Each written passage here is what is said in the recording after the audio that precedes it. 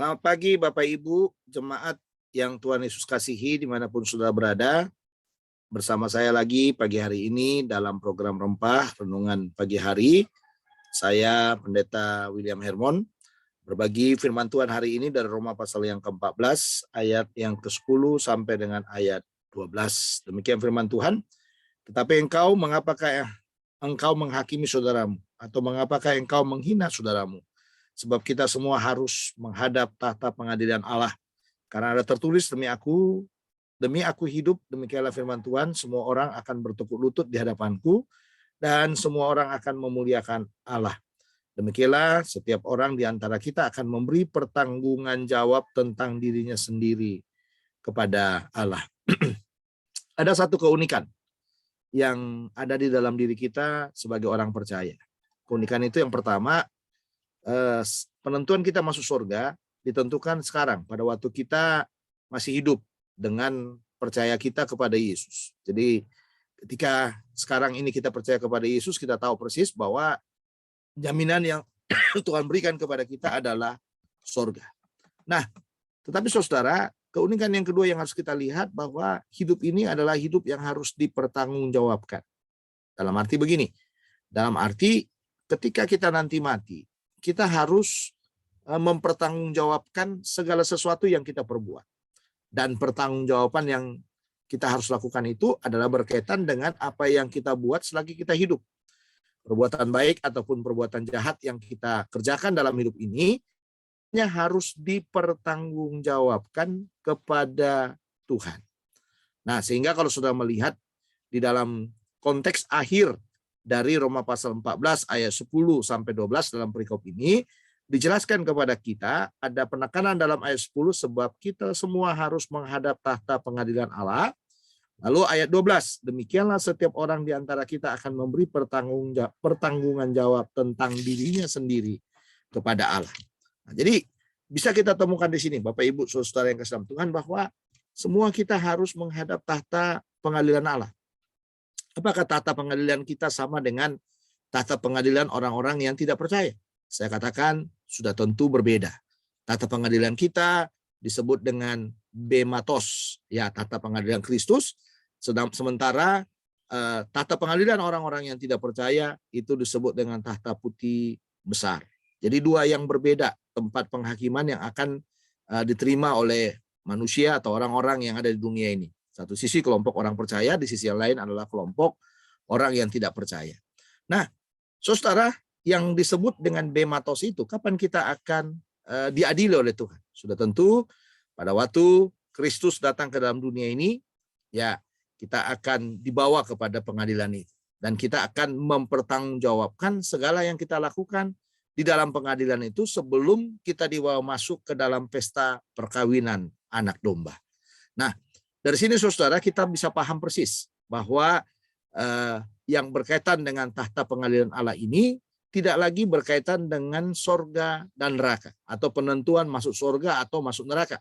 Tetapi saudara, tahta pengadilan Allah ini berkaitan dengan apa yang disebut mempertanggungjawabkan apa yang kita lakukan sesudah kita percaya kepada Kristus. Nah, itu sebabnya saudara, semua perbuatan baik atau perbuatan jahat kita, semuanya akan kita pertanggungjawabkan di pengadilan tahta Allah. Makanya ayat yang ke-10 itu dimulai dengan statement, tetapi mengapakah engkau menghakimi saudaramu, ataukah mengapa engkau menghina saudaramu. Nah, dalam arti karena kita harus menghadap tahta pengadilan itu, menghadap penghakiman Allah, berarti di dalam hidup ini saudara, kita tidak boleh menghakimi sesama kita. Kita tidak diberi hak untuk menghakimi sesama kita. Kita tidak diberi hak untuk menghina sesama kita. Karena apa? Karena apa yang kita lakukan terhadap sesama kita saat ini, semuanya akan kita pertanggungjawabkan di tahta pengadilan Allah. Nah, makanya saudara, marilah kita belajar tidak lagi menghina sesama kita. Tidak lagi mengecilkan orang-orang yang ada di sekitar kita. Karena apa? Karena apa yang saudara lakukan semuanya akan saudara pertanggungjawabkan di tahta pengadilan Allah. Jadi kalau kita melakukan hal-hal baik setelah kita percaya kepada Yesus dan hal-hal baik itu dinilai sebagai suatu pahala yang sangat luar biasa yang bisa mempengaruhi segala sesuatu yang sudah kita perbuat selama kita hidup, maka ada mahkota yang Tuhan siapkan bagi kita. Nah, mahkota-mahkota itu kalau yang saya pelajari dalam Alkitab ada 5 mahkota, dan mungkin tidak saya jelaskan dalam renungan pagi hari ini, tapi 5 mahkota itu adalah hasil perbuatan kita yang Tuhan berikan kepada kita karena kita berhasil, karena kita lolos, karena kita mampu ya mempertanggungjawabkan segala sesuatu yang kita perbuat kepada Tuhan. Ya, seperti yang dikatakan dalam ayat 12, demikianlah setiap orang di antara kita akan memberi pertanggungan jawab tentang dirinya sendiri kepada Allah. Jadi kita bertanggung jawab dengan diri kita. Kita bertanggung jawab dengan apa yang kita lakukan. Kita bertanggung jawab dengan apa yang kita perbuat. Setiap hari yang kita lakukan, yang kita perbuat, kita harus pertanggungjawabkan kepada Allah. Oleh sebab itu, saudara, marilah tidak lagi bermain-main dengan hidup ini. Marilah, kalau saudara mungkin saudara terlalu lama bermain-main dengan hidup saudara, dan saudara hidup serampangan, saudara, mulai hari ini, marilah kita membangun lagi hidup kita lebih baik lagi.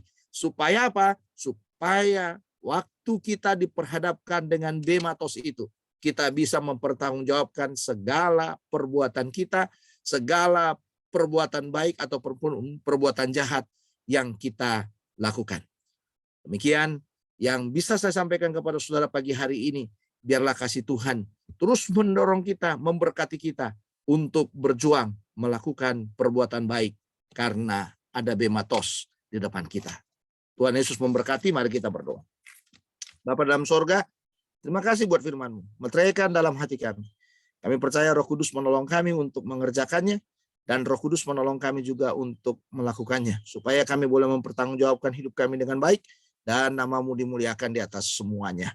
Berkati hari-hari kami sepanjang hari ini, apa yang kami lakukan biarlah berhasil di dalam pimpinan Roh Kudus yang menolong kami dan memberi hikmat kepada kami semuanya. Terima kasih, terpujilah nama-Mu. Hari ini menjadi hari kemenangan bagi kami semuanya. Dalam Kristus Tuhan kami sudah berdoa. Amin. Sampai di sini program Renungan Pagi Hari Rempah. Saya undur dari hadapan saudara, ketemu lagi esok. Tuhan Yesus memberkati kita. Shalom.